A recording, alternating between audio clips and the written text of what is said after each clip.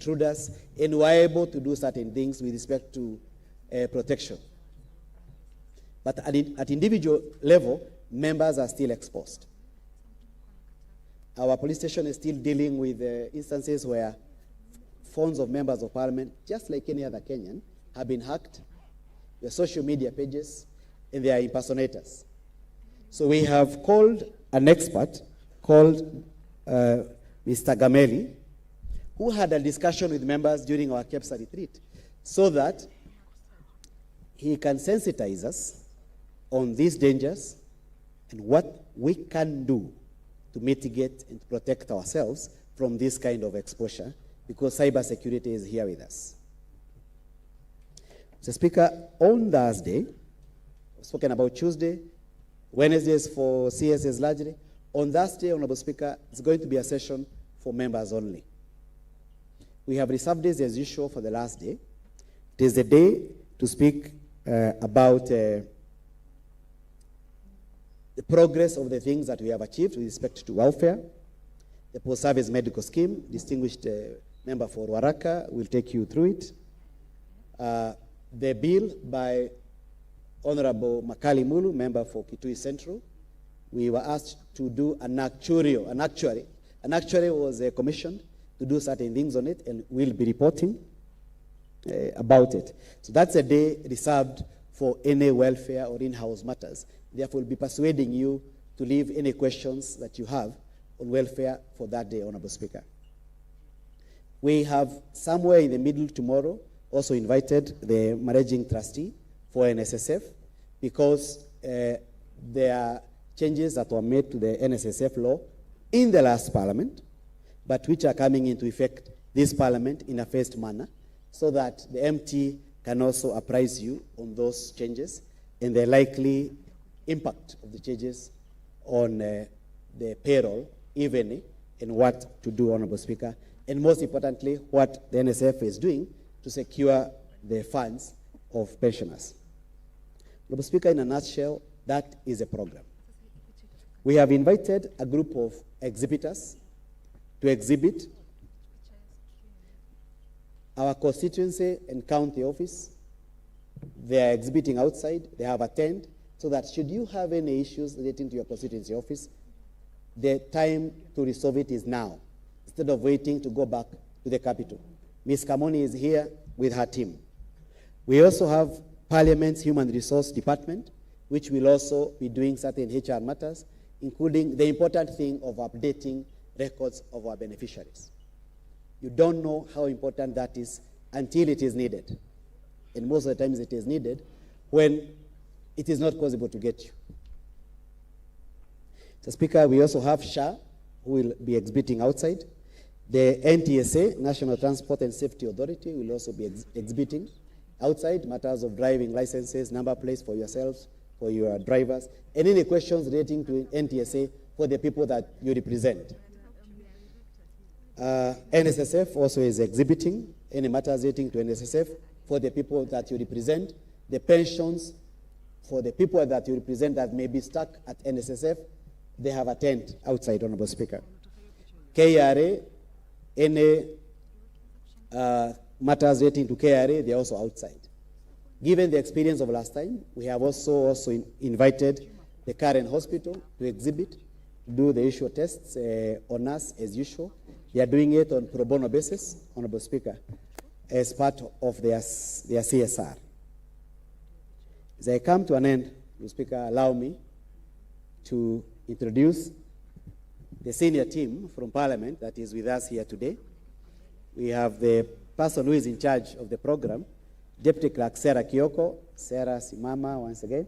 She's the one who has been in charge of this program. And she has helped in coordination of the program. Next to Sarah is Director General, Parliamentary Joint Services, Dr. Clement Nyandiere. Matters relating to medical scheme for members of Parliament, the insurance scheme, Bunge Tower, security, they are ordinarily under Mr. Nyandiere, and will be making a speak about it on Thursday. We normally don't leave the Center for Parliamentary Studies behind. the CPST. Asante sana, Professor Nyokabi, for being with us. Indomitable Distinguished Deputy Clerk Jeremiah Dombi, asante sana, Mr. Dombi, for being with us and coordinating this. We have directors, Kipkemo Yarab Kirui. Thank you. He's also assisting Misara Kioko to coordinate this. We have Director, Parliamentary Budget Office, Dr. Muyundo Masinde. Dr. Muyundo, karibu sana. That's a person in charge of advisory on parliamentary, on budget matters. Mr. Speaker, let me say this proudly, that Parliament has come of age. Every time there is budget being done at the National Treasury, we are happy that National Treasury always consults our Parliamentary Budget Office, and sometimes we ask for their expertise, and we are grateful for the work being done by our PBO. Director, Litigation Services, Mr. Sheriff Samwendwa. Mr. Speaker, this man may look short, like me, but he's doing a tremendous job. We have over 500 court cases affecting National Assembly and Parliament in general, some against the person of the Speaker, and it is Mr. Mwendwa and his team who always represent us, including giving you advisory on certain matters relating to your constituency and county offices. We also have Director Legal Services, where is Ms. Akama? She's not with us. Oh, Ms. Akama is seated at the back. She likes hiding herself. Karibu sana, Ms. Akama. We also have the Deputy Director in charge of Hansard, Mr. Mutungi. Karibu, Mr. Mutungi. He's also seated at the back. He likes hiding himself. We have the person in charge of catering, Mr. Masonko. Asante Bwana Masonko, the person who improves our catering services. Director in charge of committees, Mr. Chemweno. I haven't seen you today. Chemweno. Okay. Karibu Kipsang. Chemweno is in charge of the departmental committees. Ms. Florence Atenyo Abonyo. Follow Uko. Florence Atenyo Abonyo, Mr. Speaker, is the one in charge of committees called Audit, Appropriations, and General Purpose Committees. She's doing her last phase. She'll be retiring in about 1 month to go, Honorable Speaker, and a time will come for us to request you, Honorable Speaker, in the House to celebrate her. She has been with Parliament for over 34 years. Director Apopo is the director in charge of Speaker's Office and also in charge of the leadership offices, also like hiding at the back. It's my height at the back, is there. Director Dishon Nyaga, also at the back, Karibu. Mr. Director for Finance, also seated at the back with his deputy, Mr. Meikoki. Asante. Director in charge of procurement, the one who has ensured that this venue was procured in good time, Mr. Malinda, Karibu. Ms. Agnes Kamoni, the most popular name amongst members of Parliament, the girl who sorts your constituency and county issues, also at the back. The acting Chief Sergeant at Arms, Major Retired Bernard Masinde. Karibu sana. Masinde is most likely outside at the moment because he's coordinating matters relating to your bodyguards and their security. And we also have Director in charge of research, Mr. Kefa Omoti. Thank you, Bwana Omoti. Mr. Speaker, that is a team that assists me in administration of the National Assembly. As I conclude, having introduced the program, Honorable Speaker, allow me to leave with this one word, that a good man leaves an inheritance for his children. We are here so that we can do better than we did last time. We agreed last time, Honorable Speaker, that there's going to be more decorum in the House, and we saw that last session. It was better compared to the first and second sessions, that the Presidium will allow more members to speak than before, particularly the members who are serving a first time. We have seen an improvement in that, Honorable Speaker, and that we are going to have lesser occasions of the question of quorum being raised in the House. And we have seen great improvement in that, Honorable Speaker. With those many remarks, Honorable Speaker, allow me to return the mic back to the session chair. Thank you very much, Honorable Members. Another round of applause for our clerk. Mr. Speaker, allow me shortly to recognize the host member of parliament. I think it's very important. Honorable Jane Kihara, stand up. Yes, that is our host member of parliament. And Mr. Speaker, you know Gilgil and Naivasha used to be one constituency. She hived one part for me to represent. So, honorable members, I think the clerk has done a very good job in outlining what is expected in the program. And one thing, Mr. Speaker, I will note, and the difference between other retreats that you've had, is that this one includes transition. And the clerk has already counted the days. I know, honorable members, it's not a very good thing to hear that in ile mwaka. So we pray that we'll make back, many of us will make it back here. Honorable members, back to the program. I know we are kind of behind the schedule, but we'll try to catch up. I will now invite the leader of Minority Party to make their remarks, represented here by the Deputy Honorable Robert Mboi, member for Kathiani. A round of applause for Robert, Honorable member for Kathiani, as he comes to the podium to make his remarks. Thank you very much, Honorable Wangari, our MC. The Speaker of the National Assembly and Chairperson of the Parliamentary Service Commission, the Right Honorable Moses Masika Wetangula, aka Papa wa Roma. Deputy Speaker of the National Assembly, Leader of the Majority Party, Deputy Leader of the Majority Party, the whips of the Majority Party and Minority Parties, members of the Chairperson's panel, commissioners of the Parliamentary Service Commission, deputy whips of the Majority and Minority Parties, the chairpersons and vice chairpersons of committees, all honorable members and distinguished guests. I warmly greet you this morning.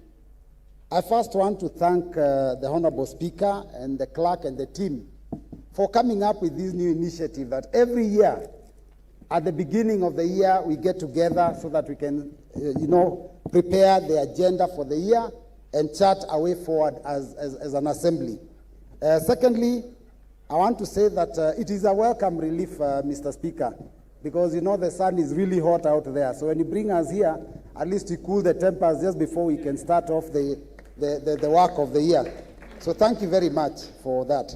I want to also thank members because noting that we only have about 19 months to ile wakati umesema, I can see we almost have full house. That means we are not worried. And that is also a good initiative. Now, Mr. Speaker, allow me to make the following remarks on behalf of the leader of the Minority Party, the Honorable Junet Mohammed, EGH MP for Suna East. We gather here today to take stock of our parliamentary performance in 2025, a year marked by intense legislative activity, oversight engagements, profound national, socio-political developments, and moments of deep national loss. This retreat provides us with a rare opportunity, not merely to review our record, but to reflect honestly on whether our actions as legislators have made a meaningful difference in the lives of those that we represent.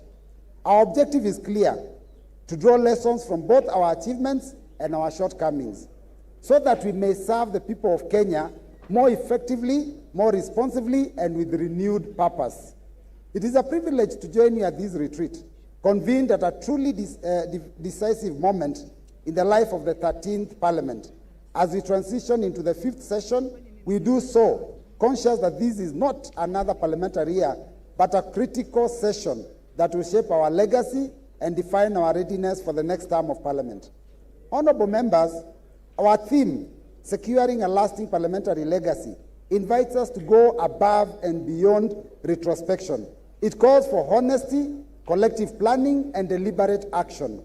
It challenges us to develop practical strategies that will guide our work in the 5th session while laying a firm foundation for institutional transition. Over the coming days, we must interrogate our performance with candor. We must identify gaps, members. We must confront uncomfortable truths and agree on realistic strategies to finish this term strong and deliver meaningful outcomes for our constituents. Honorable members, as we look ahead, it is imperative that we prioritize our legislative agenda for the 5th session. This retreat should culminate in a clear set of priorities to guide the leadership of the House and members alike. The House has carried an immense workload in the 4th session, processing several bills, motions, petitions, statements, and committee reports, some with very tight deadlines, demonstrating both institutional capacity and commitment. We have strengthened financing of our counties through the passage of the Division of Revenue Bill, enacted key legislation, including the Finance Bill, the Conflict of Interest Bill, the Social Protection Bill of 2025. These interventions have sought to spur economic growth, promote integrity in public service, and enhance social safety nets. However, we must confront the harder questions. What has been our real impact on the lives of ordinary Kenyans? Have our interventions sufficiently addressed the rising cost of living and economic pressures facing households across the country? Equally, we must ask whether the laws we pass are being faithfully implemented and whether our oversight work is translating into tangible improvements in service delivery. Case in point being the decision we made on the EGP. Going forward, priority must be given to the legislation that supports economic recovery, strengthens anti-corruption frameworks, and creates an enabling environment for job creation. We must also remain firmly committed to reforms in social protection and healthcare that safeguard the most vulnerable amongst us. Our success as a House cannot be measured only by the volume of legislation produced, but the quality, relevance, impact of our work.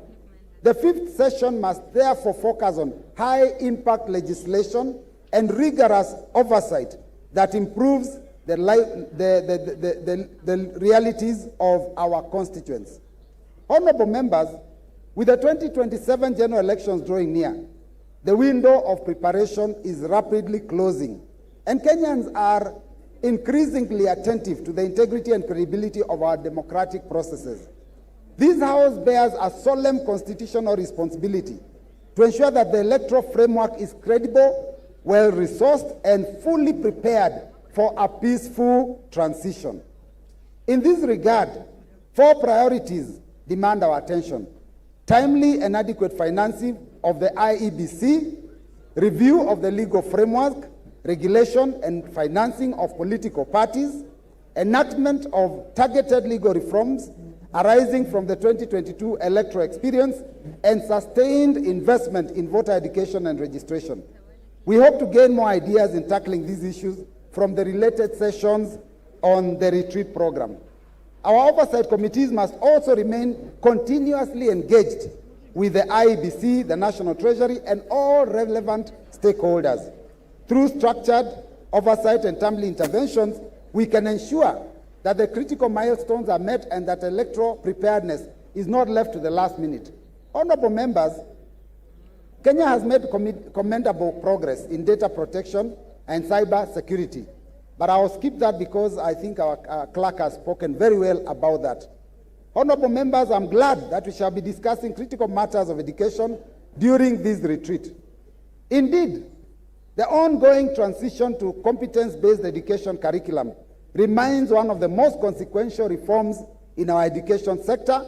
While its objectives are laudable, success depends on careful management of the transition, adequate resourcing, and sustained oversight to ensure no learner is left behind.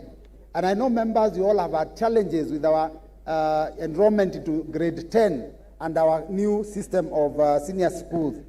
Similarly, healthcare reforms remain at the center of our national conversation. The transition to the Social Health Authority is a major structural shift that Kenyans expect to deliver affordable, accessible, and dignified care. And this also must be done properly and so that it can be successful. Parliament must therefore rigorously assess whether these reforms and advance in universal health coverage or inadvertently create new barriers. Where gaps emerge, we must be prepared legislatively to protect the public interest. As I finalize, honorable members, Kenya is also undertaking reforms in the management of state-owned enterprises. While privatization and public-private partnerships can unlock value, these processes must remain transparent, accountable, and firmly anchored in public interest.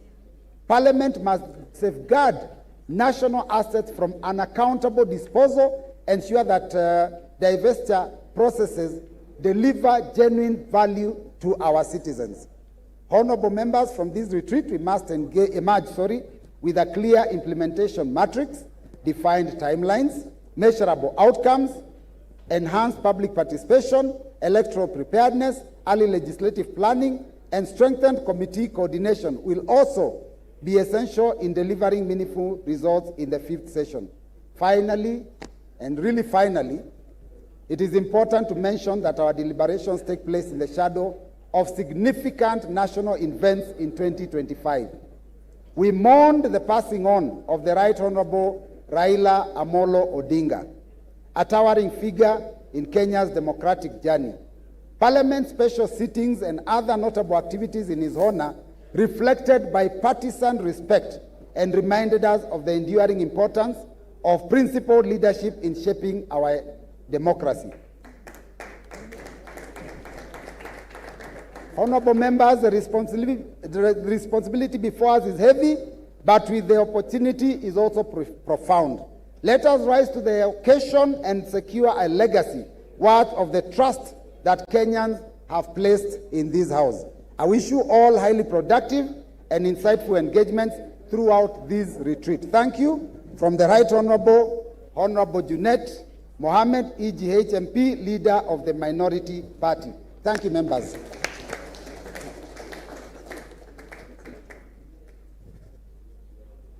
Another round of applause for Honorable Member for Kathiani. Mr. Speaker, before I call the next speaker, allow me, clerk, to note that the reason you hear the members' remarks also had something about cybersecurity is how important it is. And I think Honorable KJ can confirm that this coming election, not just about the institution, even members, the issue of misinformation and disinformation will actually be a serious part of this next campaign. And regardless of the laws that we have, the damage precedes any action or consequence. So thank you for including it in the program. The next speaker will be the Leader of Majority, the Honorable Member for Kikuyu, the Honorable Kimani Ichung'wah, EGH. Can we have a round of applause for Honorable Kimani as he comes to the stage to also make his remarks.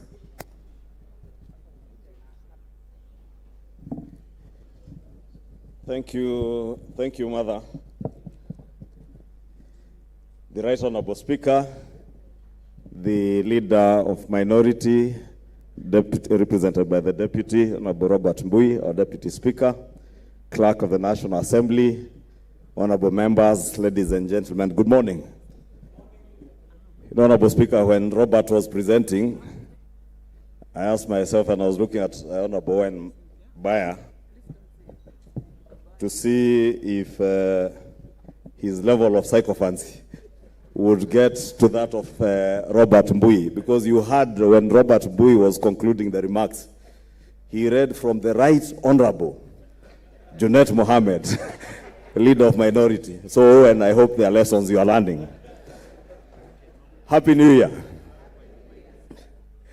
I'm indeed happy, Honorable Speaker, to have the privilege and honor to address these honorable members this early in the year as we transition into the 5th session of the 13th Parliament. And as I've been said by the speakers who've spoken ahead of me, this session does represent a very defining phase and a critical phase in the life of our 13th Parliament. And it's a phase where we must all work together to consolidate the work that we have done over the last 3 or so years, or 2.5 to 3 years, and also complete all the pending work that is ahead of us. And I think, as you've heard from the Leader of Minority and the clerk, there is quite a bit of pending work. And also decisively deliver on our legislative agenda that will be before us as a House. And this retreat indeed offers all of us together that opportunity for the National Assembly to provide leadership in refining our legislative agenda and our program as we strengthen oversight over the executive and other arms of government, and also to ensure that our work does translate into tangible results for the people that we represent, the people who honorably elected us to come and represent them in the National Assembly. Honorable members, therefore, as we take stock of the journey that we have come over the last 3 or so years in the 13th Parliament, we must recognize that the 5th session represents a very decisive phase for us. And this is a moment that will shape how this Parliament will be remembered ultimately. And I therefore urge you to enter this session with focus, immense discipline, and commitment to secure both our individual and collective legacies in the 13th Parliament as we begin at the beginning of next month. Honorable members, as we reflect on the 4th session, I commend you for the diligence that you all put in and fulfilled the National Assembly's mandates of legislation, representation, and oversight, as well as appropriation. And during the session, the House held a total of 116 sittings. And you see from the presentation here the number of bills that we were able to consider, about 49 bills, out of which 23 were concluded. A total of 210 motions, out of which 150 were concluded, petitions 64, and 28. And with that, you see the issues that the clerk of the National Assembly was speaking to. Probably at the end of this session, we should be asking ourselves whether indeed the Petitions Committee is doing us well and in terms of processing of petitions that come to us, and or whether we will need to review our standing orders as we come to the end of this 13th Parliament. Questions, again, with the changes to the standing orders and statements, you see there are quite a number, 130, 76 were answered, and must commend chairs of committees and committees that put in a lot of work to consider many of these questions and statements. But you can see we are still lagging behind on statements. A total of 591 statements and only 191 were concluded. It tells you that we have over 400 statements. Statements requested by yourselves, many of them on behalf of your members, and 400 of them are still pending before committees. Honorable Speaker, you will remember that we have engaged on this in the House Business Committee, that these 400 statements that are still pending, many of them, chairs and vice chairs of committees tell us the answer will be coming in how long? 2 weeks. So 2 weeks has become a customary response for any chair of a committee. But how often do we follow up to make sure that within those 2 weeks we deliver on those statements? Because if we did, we would not have 400 of them pending. We have considered 82 statutory instruments very well, because 68 of them have been concluded. Session of papers, only 1 is pending. Treaties and agreements, out of 16, 9 have been concluded, 7 pending. And of course, we have had a total of 3,130 papers that have been laid before the House. Honorable Speaker, this record reflects the scale of responsibility borne by the National Assembly and underscores the need for careful planning as we move forward this session. And right, Honorable Speaker, we thank you for the leadership in steering the House through the 4th session and look forward to a very productive 5th session. Honorable members, the upcoming session presents a demanding legislative agenda alongside the implementation of a consequential budget that is designed to deliver on transformative national projects. Our legislative and oversight responsibility will be critical in ensuring that these projects move beyond policy and resource allocation, but are translated into tangible outcomes for our constituents. And as the clerk did indicate, I think on Thursday, the chair of the Budget and Appropriations Committee, the Honorable Atandi, will have a session, as well as the chair of the Finance and National Planning Committee, to take us through this very consequential budget. Noteworthy, it's good to mention that this year's budget may be the very last budget that will be consequential to you and to your constituents in this life of Parliament. Because as the clerk indicated, next year's budget, we will do it in the run-up to the elections, and definitely with campaigns coming in, we will not have good time to follow up, and many of us will be very busy in the constituencies. Therefore, this is the time to engage constructively and meaningfully, including the Honorable Mpuru Aburi and the Honorable Wamudende, who is newly elected, the Honorable Ndakwa. This budget will be the most consequential for your constituents. Therefore, I want to invite you to also make sure that when the Honorable Atandi is presenting, you are present. Honorable Speaker, some priority business for the 5th session includes consideration of the field development plan and product sharing contracts for Block T6 and T7 in South Lokicha, based in Turkana County.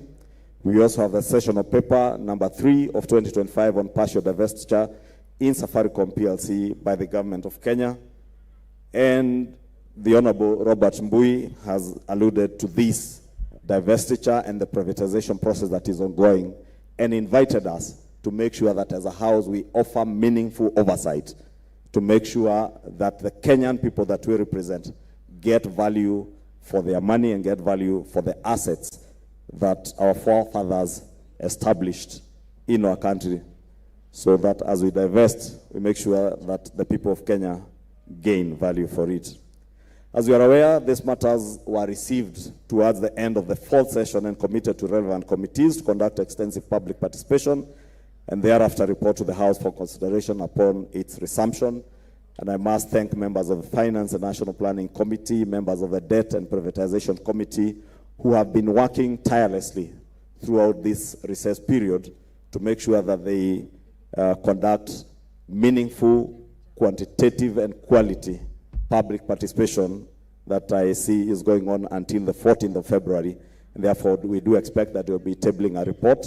And I want to invite you, honorable members, to interact with the report ahead of debate once it is tabled, and also take your time to invite your constituents and yourselves to attend the public participation exercises, because I want to believe that we all are elected by our constituents because they believed that we know better and we ought to know better, and therefore should be at the forefront in guiding them, so that we stem the culture that has permeated in our society and in our country today of misinformation and disinformation.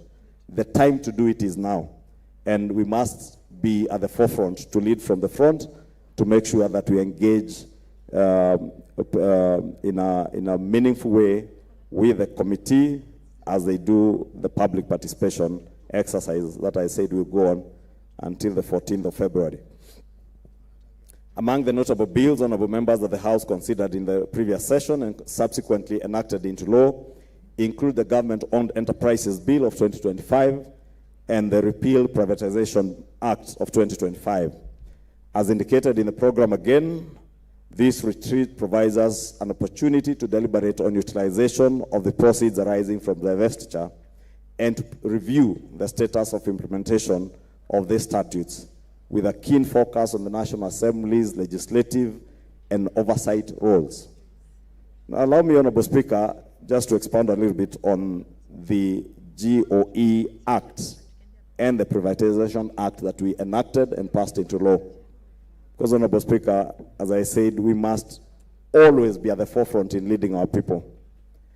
And when we divest from government enterprises through privatization, the Honorable Mbui has challenged us in his remarks that we, as a House, we must be there to offer meaningful oversight, ensure that whatever monies come from the privatization process are utilized in a manner that creates impact for our people.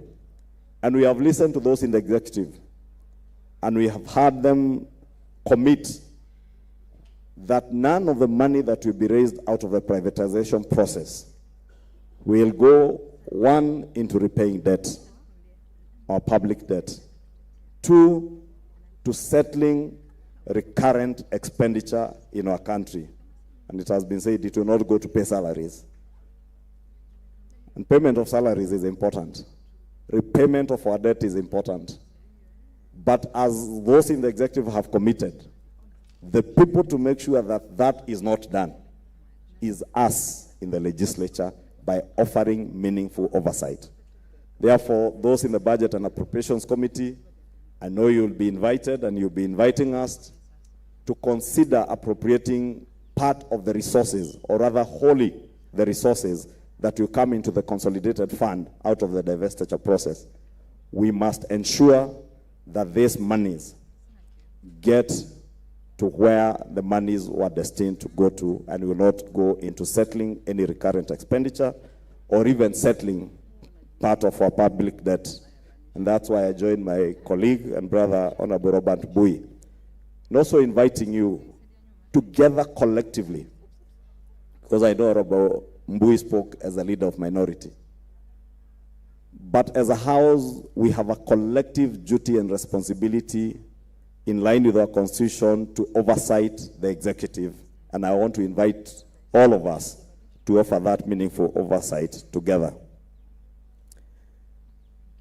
Honorable Speaker, notably 22 bills that were not concluded during the fourth session were exempted from the provisions of Standing Order 141-2 of the National Assembly Standing Orders on lapsing of bills, and therefore those 22 bills did not lapse at the end of the last session and will be further considered in the fifth session.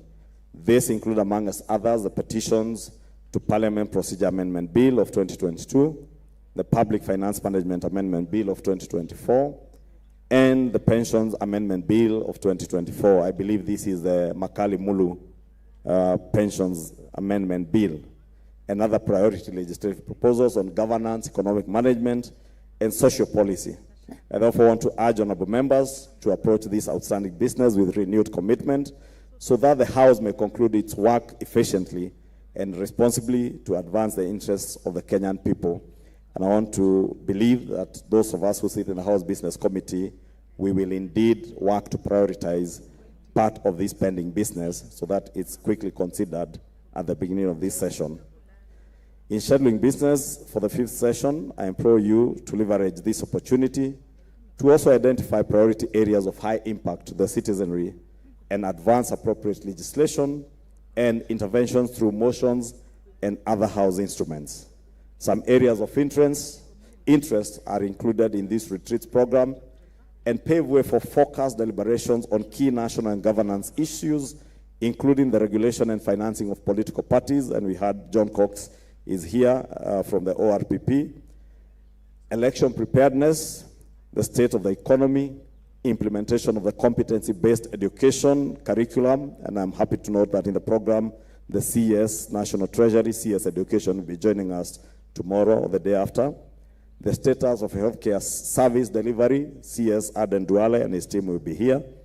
And the way forward with respect to the National Government Constituencies Development Fund, NGCDF, which I want to believe you all have a deep interest in.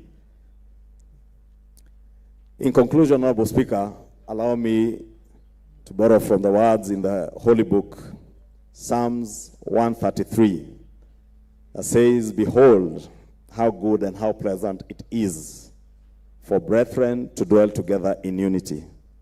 And allow me to reiterate the power of collective intelligence, that when diverse voices are heard, independent judgment is respected, and decisions are anchored in the common good. Institutions inevitably make wiser and more enduring choices. The strength of this House does not rest in any one member or any one individual, but in our collective resolve to deliberate with honesty, decide with prudence, and always act in the best interest of the people that we represent, the people of Kenya. Honorable members, this retreat therefore presents a timely platform for reflection, candid engagement, and consensus building on critical matters of concern to the Kenyan people. Let us approach this task with purpose and a shared commitment to the mandate entrusted to us by the people. And I wish you all very fruitful deliberations, and thank you for lending me your ears.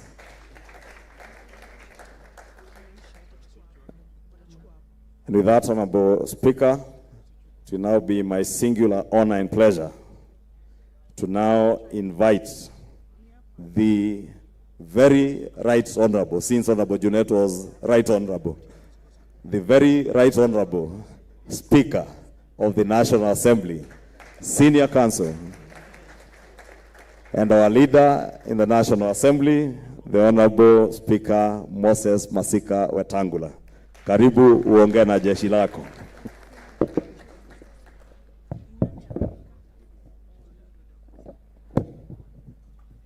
Asante sana. Asante sana, Mheshimiwa Ichung'wah. Happy New Year, honorable members.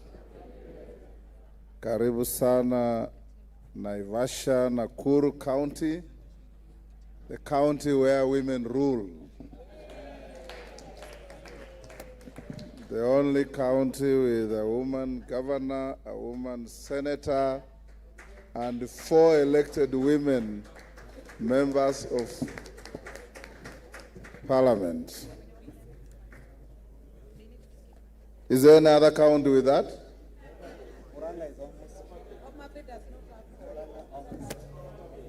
It is also a county where I first worked in my employment. As a magistrate, I was posted to Nakuru in October 1982. And I worked very well with the leadership here. Honorable members, welcome to this retreat, a retreat that brings us together at a time when this parliament is on home stretch. Before I say anything, allow me to acknowledge part of our leadership. We have members of the Parliamentary Service Commission, Honorable Faith Gitau, Commissioner, Honorable Mishimbogo, Commissioner. We have Honorable Rachel Ameso, Commissioner, and we have apologies from the Honorable Patrick Makau, Muhammad Ali. Okongo Mogeni will be here with us on Thursday to make a presentation. Honorable Matinga, Senator Nyeri, apology, and Honorable Mudama. We also have the members from among you who assist the Speaker in the discharge of his duties. My distinguished deputy, Honorable Gladys Boss, is here. Honorable Martha Wangari is here. Honorable David Ocheng is here. Honorable Peter Opondo Kaluma is here. And Honorable Rachel Nyamai is here. Is Omboko Milemba in the house? And Farah Maalim, I'm sure they'll be joining us. If you look at your program, you'll see, for abundance of caution, the clerk and his team put yours truly as chairing all the sessions, simply because he didn't know who of my panelists will be here, being a recess period, and since some members had not confirmed attendance. So in the course of the meetings, they will be called upon to assist in chairing the sessions. Honorable members, allow me to acknowledge the presence of Honorable Kimani Ichung'wah, our majority leader, Honorable Robert Mbui, sitting in for Junet Mohammed, the vice chairpersons and chairpersons of all committees of the House, honorable members, the clerk of the Assembly, Samuel Njoroge. We're expecting the chairperson of IEBC. I don't know if Ethicon is here yet. The Registrar of Political Parties, John Cox. Chief Executive Officer, National Government Constituent Development Fund Board, Bwana Mbuno, is he here? Senior parliamentary officers who have been introduced to you, distinguished resource persons, ladies and gentlemen. Honorable members, I welcome you here to this retreat with the theme, Securing Parliamentary Legacy, Delivering the Fifth Session's Agenda and Preparing for Transition. Obviously, when we talk of preparing for transition, then it brings you to remember what Chinua Achebe said, that all women feel very uncomfortable when dry bones are mentioned in a proverb. So as it is now, when we talk of transition, we keep asking ourselves, who is transiting? Is it me? Is it you? But the ideal situation is to wish each one of you well as we face the next general election. Honorable members, we meet here in Naivasha at a defining moment approximately 17 months before the next general election. As political activity inevitably intensifies, this retreat offers us an opportunity to pause, reflect, and refocus. It allows us to step away from the politics that now dominate public discourse and to remind ourselves of our enduring constitutional responsibility of legislation, oversight, and representation of the people of Kenya with dignity and purpose. Honorable members, as we move closer to the election cycle, we must also remain alive to the political environment that naturally accompanies such a period. Experience teaches us that as political temperatures rise, positions harden, and competition intensifies. These dynamics are inevitable in a democratic society, but they must never be allowed to erode the integrity, dignity, and collegiality of this House. As we vigorously joust on the political field outside the precincts of Parliament, when we return to the chamber and in our committees, let us treat one another with decorum, respect, and restraint expected of honorable members. The authority of this House rests not only in the laws we pass, but also in the conduct we exhibit. As legislators, always remember that parliaments are not judged solely by the number of laws they pass, but by the impact those laws have on the lives of the people and the strength of the institutions they leave behind. Our deliberations here must therefore be guided by purpose, responsibility, and foresight. We are securing the institutional legacy that we shall hand over to the next Parliament. Honorable members, as we reflect on the previous session, there is much to commend. Attendance in the House improved significantly. Quorum challenges in the last session were minimal, and the quality of debate was notably enhanced. Legislative and oversight business progressed steadily, and I therefore thank and commend all of you members for your commitment and seriousness of purpose. I wish to note with appreciation the marked improvement in the relationship between the National Assembly and the judiciary.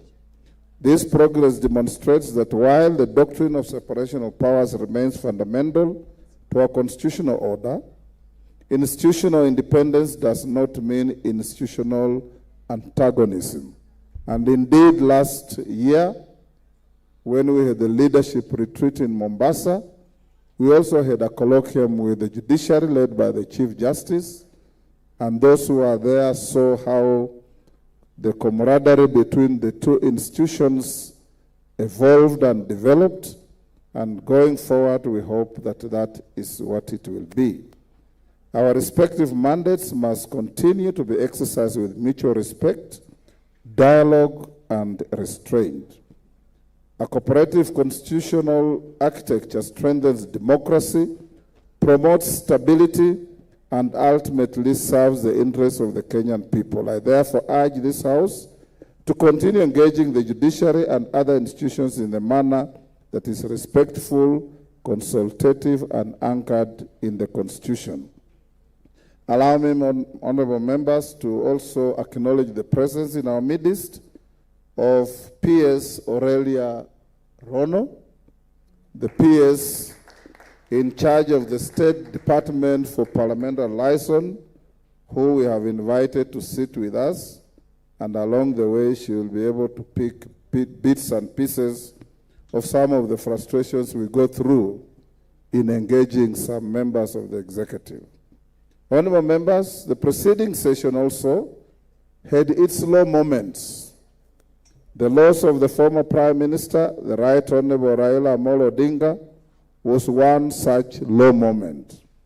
Agwambo, as he was fondly referred to, was a towering figure in Kenya's political history, whose life was devoted to public service, unity, and the advancement of our nation. His leadership, courage, and commitment to democratic ideals earned him admiration across generations and across party lines. As we remember the immense contributions he made to our country and to the parliamentary fraternity, let us honor his legacy and the values he stood for. Agwambo, as you know, was the only politician in this country, arguably, who fought a good political fight, respected the outcome, and patriotically made friendship with everybody that they had fought with. Many of you, I'm sure, back in your constituencies, hardly share a glass of water with your opponents. In the course of the fourth session, we also experienced profound sorrow following the passing on of 5 honorable members of parliament and several members of staff whose dedication to service will not be forgotten. The members who passed on were the Honorable William Kipkorir Cheptumo, former member of Baringo North and senator for Baringo, the Honorable Moses Malulu Injendi, former member for Malava, the Honorable Charles Ongondo Were, former member for Kasipul, the Honorable Mohammed Tubi Bidu, former member for Isiolo, and the Honorable Joseph Hamis Dena, former nominated member. The year was also sadly marked with the loss of former members of parliament, who include the Reverend Kennedy Odhiambo Nyagudi, the Honorable Ambassador John Koech, the Honorable Dr. Phoebe Muga Asio, the Honorable Catherine Mora Nyamato, the Honorable Delmas Anyango Otieno, the Honorable Francis Tome Nyamo, commonly known as FT Nyamo, the Honorable Enoch Wamalwa Kibunguchi, the Honorable Joseph Munyao, Honorable Aburi. If you are not keen to listen, there is a tent out there. The Honorable Joseph Munyao, and the Honorable Cyrus Shahalaha Jirongo. Their passing on reminded us of the human side of public service, and thank you, Angela, and the Honorable Daniel Hamasi, who served for 2 terms and was also a member of the Parliamentary Service Commission and the Speaker's panel. Elijah Lagat, the athlete from Nandi, yes, we served with him. Dr. Misoi, did he pass on during this parliament? Yes, sorry. Njoroge, James Nahwanga Osogo, yes, from Budalangi, and many more. May their souls rest in eternal peace. As we proceed with this retreat, let us also remember all our departed colleagues and pray that God, in His grace, preserves all of us and our families in the year ahead. Honourable members, oversight is a core pillar of our work, and this retreat devotes significant attention to economic oversight, budgetary processes, and governance reforms. The scheduled discussions on education reforms, healthcare, social security, the state of the economy, public debt, privatization, and the budget roadmap are intended to sharpen our scrutiny and improve the quality of our interventions. My attention has been drawn to a peculiar and concerning trend that has been exhibited in some of our committees. Whenever there has been a pending employment process within our public institutions, the heads of those institutions are repeatedly invited to appear before multiple committees on the same matter.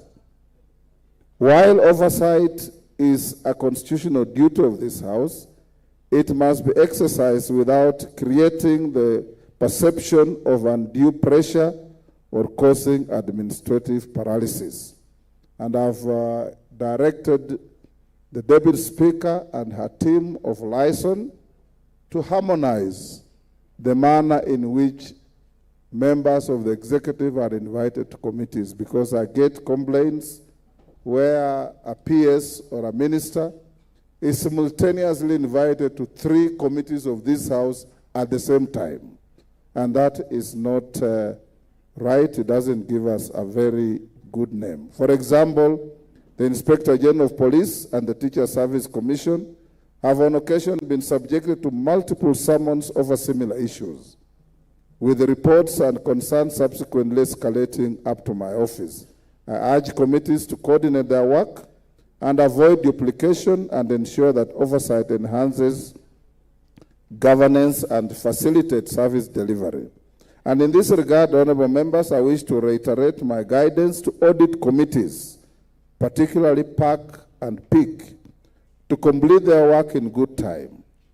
In the matter of audit committees, the constitutional timeline under Article 2298 for consideration and decision-making on the report of the Auditor General is 3 months of the tabling of the report in Parliament. This requires that committees work judiciously and expeditiously towards the conclusion of consideration and reporting.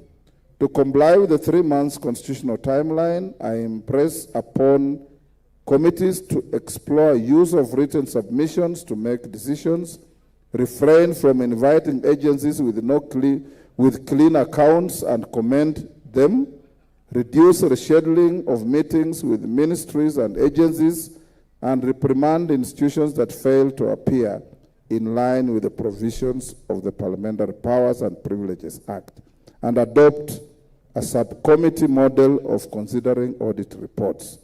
The splitting of the Public Investments Committee in this 13th Parliament was intended to improve efficiency. This must be adhered to so that we efficiently discharge our duties. We must not, for instance, insist on examining the accounts of every village secondary school and nondescript TVETs in the country when the record is expressed that there is no audit issue raised in respect of these institutions. Some of these institutions have very modest budgets, yet we deploy highly disproportionate resources to the examination of their audit reports. We must rethink our approach and focus on systemic issues by engaging the Auditor General and relevant ministries. Honorable members, I have told some of your colleagues before that I get a lot of complaints of some of us bullying members of the executive who appear before us, some of us constituting welfare officers in our committees, and all those kind of things which I discourage you. I had a case where an institution came running. They had a very small audit query which was explainable of about 400,000, but the story around that was not a very good one for Parliament. Honorable members, succeeding parliaments have over the years expanded the number of committees to facilitate effective oversight. The current 44 committees have been bestowed with far-reaching mandates. Unfortunately, we must admit that some of our committees are yet to fully and meaningfully actualize their mandates. For example, the National Cohesion and Equal Opportunities Committee has a mandate that extends far beyond its perennial examination of employment practices in parastatals and state organs. While fairness in recruitment is important, such a committee must also address broader issues of national cohesion, inclusion, marginalization, ethnic harmony, and equal access to opportunities across the sectors of the society. A narrow interpretation of committee mandates diminishes their impact and effectiveness. Honourable members, permit me also to point out a few concerns with our budget-making process that, if addressed, will greatly assist us to effectively deliver on our mandate and continue to give our best to the citizens of this country. During the budget process, members place great emphasis on the estimates and numerical adjustments to the budget. Members' attention ought to be given to the underlying policy considerations that directly correspond to the estimates and figures. There is need to balance between the two. While proposing amendments to estimates, members should critically assess the broader impact of these decisions. Certain expenditure allocations are counterpart funding for critical projects, and reduction of such allocations may result in unintended adverse consequences, including loss of development funding for public projects. On the aspect of resourcing the counties, I would like to urge us to ensure that we are not the ones who would contribute less resources being allocated to the counties due to the failure by the Public Accounts Committee to examine the current accounts on time. The budget policy statement, which sets the ceilings for allocations of resources to the ministries, departments, and agencies of the national government, will be presented by 15th February 2026. I therefore encourage the PAC does endeavor to conclude its examination of the Auditor General's latest report before the PBS is considered by this House. On security, I am pleased to inform that the Integrated Security Management System, ISMS, has been installed and the project is almost complete. The components of the system installed so far have significantly enhanced safety within the parliamentary precincts. In addition, the training of members' bodyguards, as agreed in our retreat in 2025, has been done and will continue subject to availability of resources. And I urge even you members who bear firearms to undertake refresher firearm security training to ensure both their safety and the safety of those around you. Honorable members, this retreat also places a strong emphasis on institutional reforms, members' welfare, and post-service transition. I am pleased to report continued progress in the entrenchment of the post-service medical scheme to members of Parliament. The rules and guidelines of the scheme have been promulgated. In addition, the Board of Trustees has approved by the House and the board members have been fully inducted into office, and Honorable TJ Kajwang is the chair of the Board of Trustees. I am pleased to note that the scheme, being largely contributory, is now fully operational, with all members making their monthly contributions, and this is a major achievement in safeguarding members' welfare beyond active service. Members, any of you who may not be contributing, please do contribute. We've made it compulsory for your sake, because we know what it means when you go out there and you have nowhere to turn.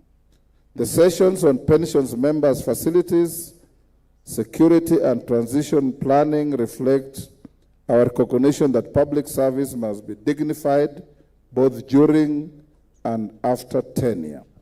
We are not strangers to the fact that political attrition is an unavoidable reality, and the resultant consequence of that is exit from Parliament, which comes with diminished earnings. Yesterday, I was chairing a committee on pensions, and an actuarial report shows that on the average, our attrition rate is 56%. So as we sit here, at least 56% will not see the inside of Parliament next Parliament. And we want to make sure that there must be life, and good life, after you leave Parliament, so that you can be covered health-wise. And to this end, I want to urge, and I've discussed this with the majority leader, we have had 4 pension amendment bills. One sponsored by the Honorable Member for Sirisia, one sponsored by the Honorable Member for Kimilili, and one by the member for Imendi Central, and the more important one by the member for Kitui Central, the Honorable Makali Mulu, which he actually inherited from another member. Who was the member who brought it? Mwadime, the current governor of Taita Taveta. I have painstakingly gone through this bill with the Honorable Makali Mulu, the Pensions Committee, actuarial advice, management of Parliament, and the Treasury representation. We have cleaned it up. It's, in my opinion, and my opinion is always a good opinion, it is a very good bill for you. It is going to resurrect the fortunes of people like Wanjala, who served Parliament, left, and came back. We have members out there like the Honorable Jimmy Angwenyi, the Honorable Wamunyinyi, who served Parliament for 2 terms, left and came back and served another 2 terms, and the current law does not recognize one of the 2 terms. So they only get pension for 2 terms. This bill now harmonizes this. This bill respects the term you have served in Parliament, and Sunguli is one of those who served, left, and came back. It will be able to help all the cumulative period you have been in Parliament mean something to your pension. So I want to encourage you. Jane Kihara is also one of those who came, left, and came again. We want to encourage you to give it priority for the simple reason that this bill that touches on your welfare, if you leave it towards elections, it will become an electoral issue against you. So the sooner you pass it, the better. And I want to encourage Ichungwa and your team to put it on the front burner. And you get to Parliament and pass it and wait to benefit from the process. I want to encourage you to give a round of applause to members who serve with me, Dan Wanyama, Honorable Kashove, and Honorable Ariko. Can you stand to be acknowledged? Those are the members of the Pensions Committee. And of course, Honorable Makali Mulu, who has been a constructive member of the committee. And I assure you members, last night we sat with these members from 4 to 9:30 to clean up this bill for you. So the job is now in your court. Honorable members, as was alluded to by the leaders of majority and minority parties during the fourth session, the House passed several critical laws to strengthen governance, protect our economy, and respond to emerging national challenges. Members will recall that during the last session, Section 6 of the Kenya Roads Board Act and Section 47 of the Kenya Roads Act, which underpin the financing and classification of roads across the country, were invalidated by the courts. Apart from appealing the decision as a House, we did pass the Kenya Roads Amendment Bill 2025, sponsored by the House Legislative Caucus to address the issue. The bill was forwarded to the Senate on 21st October 2025 and is awaiting consideration. You all agree with me that the importance of the bill to the financing of road infrastructure cannot be gainsaid. I would urge that all of us utilize our good offices to ensure the prioritization and passage of this bill. Members will also recall that Parliament enacted the Conflict of Interest Act 2025. In sections 31 and 34 of the law, we obligated all state and public officers to declare their income, assets, and liabilities regularly and in timely manner. I am informed that as at this morning, approximately 60% of members have duly filled in and submitted their wealth declaration forms. I wish to remind us that the failure to comply with this law attracts penal consequences. For those members yet to comply, please move with speed and complete the forms and furnish them with the Speaker's office. You know, the original law was that these declarations you make were to be domiciled elsewhere. And you, as truly as your Speaker, in my infinite wisdom, told you that domiciling such an important document about a member of Parliament outside Parliament is tantamount to giving a weapon against members of Parliament to possible detractors. Because in politics, the difference between heroism and being a villain is skin deep. The hero of today is the villain of tomorrow. And domiciling those documents anywhere else opens them to a possibility of opening them secretly, doctoring them, forging them, and using them against you. So those documents will be forever domiciled in Parliament. And anybody who wants to look at them must do so with cogent explanation and believable reasons that will convince Mr. Speaker to allow the documents to be looked at. Probably you have committed a serious criminal offense that requires to look at your documents. We'll evaluate it. You can now see the wisdom in not allowing those documents to be kept by the police or to be kept by ESCC or any other agency.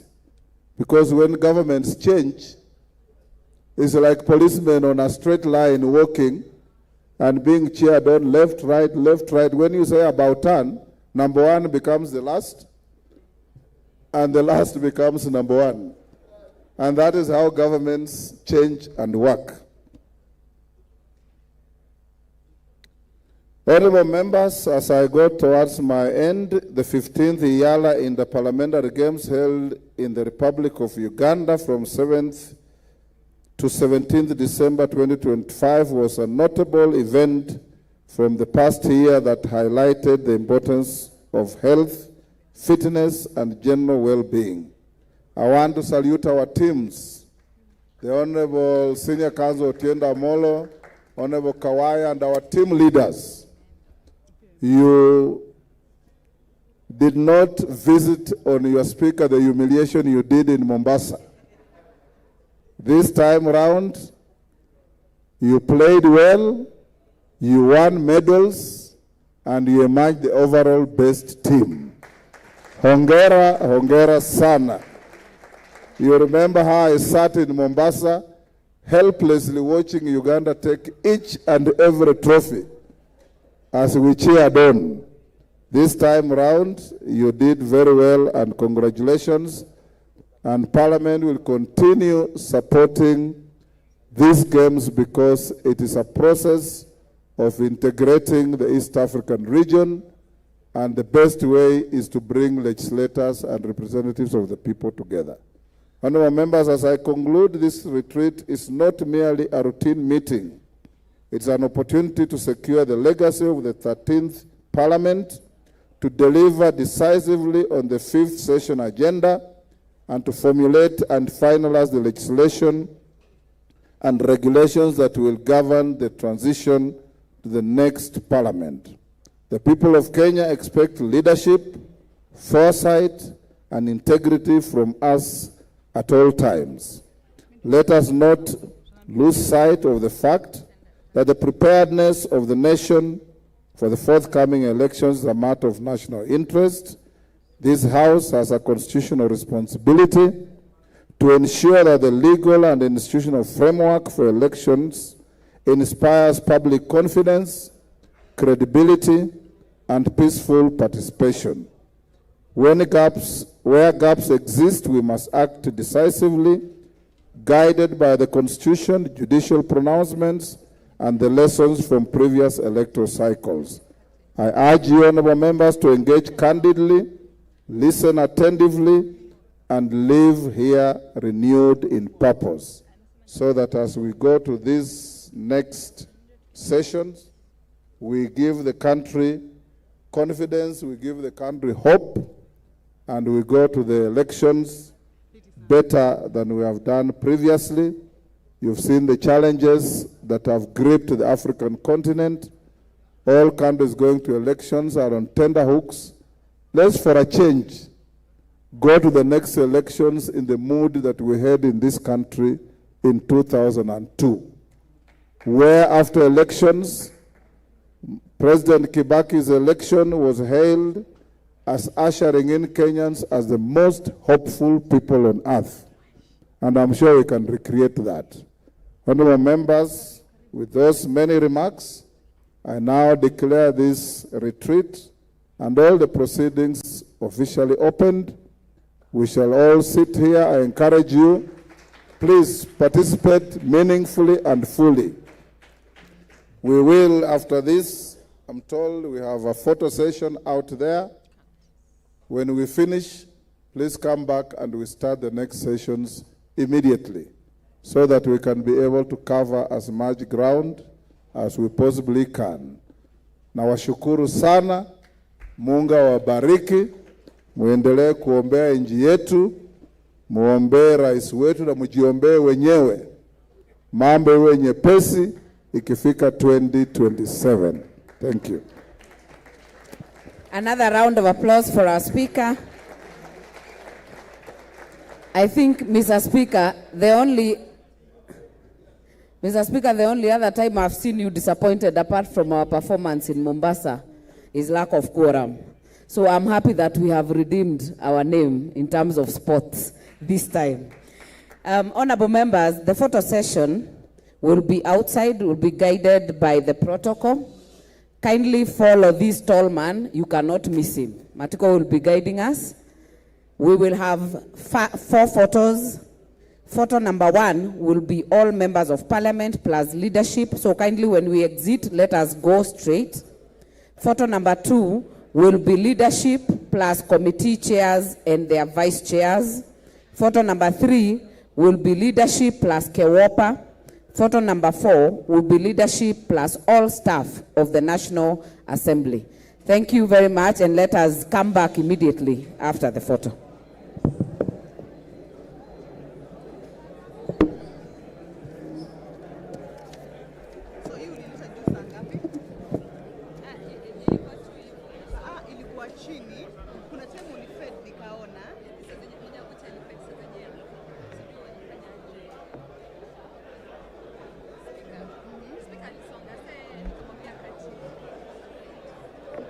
Tumepandisha juu ama chini, juu.